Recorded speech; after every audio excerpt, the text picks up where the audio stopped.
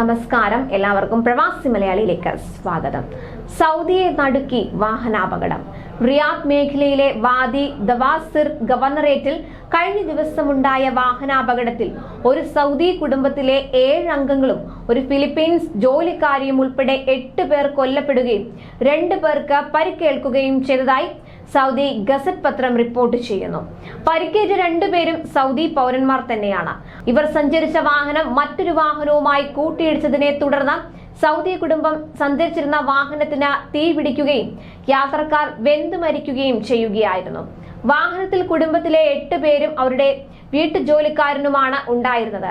അൽ rain വാദി അൽ ദവാസിർ റോഡിൽ വെച്ചായിരുന്നു ഈ അപകടം ഉണ്ടായത്.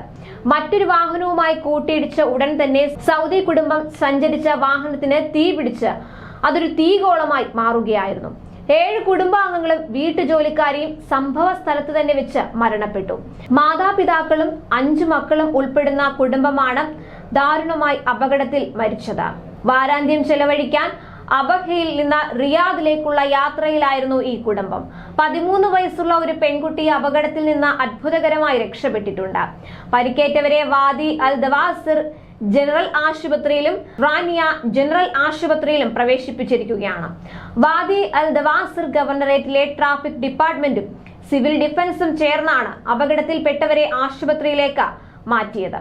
റിയാദിലെ തങ്ങളുടെ കമാൻഡ് ആൻഡ് കൺട്രോൾ റൂമിന് അപകടത്തെക്കുറിച്ച് ഒരു പൗരനിൽ നിന്ന് വിവരം ലഭിച്ചതായും ആശയവിനിമയം ലഭിച്ച ഉടൻ തന്നെ 6 ആംബുലൻസ് ടീമുകൾ സംഭവ സ്ഥലത്തേക്ക് പോയതായും സൗദി റെഡ് ക്രസന്റ് അതോറിറ്റി അറിയിച്ചു. അപ്പോഴേക്കും വാഹനത്തിൽ തീ ആളി പടർന്നിരുന്നു.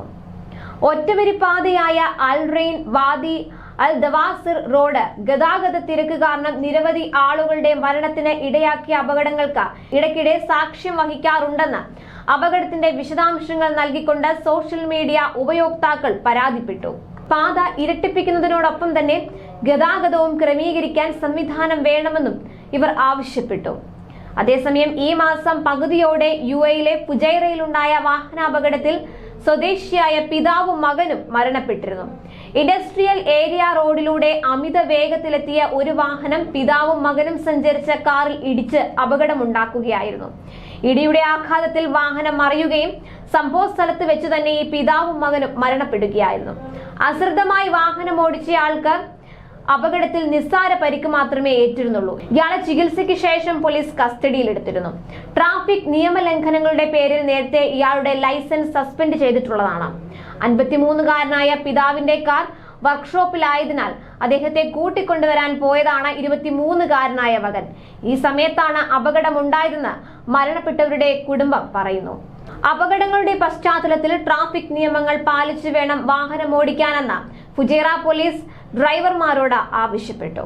കൂടുതൽ പ്രവാസി വാർത്തകൾക്കായി ഈ ചാനൽ സബ്സ്ക്രൈബ് ചെയ്യുക.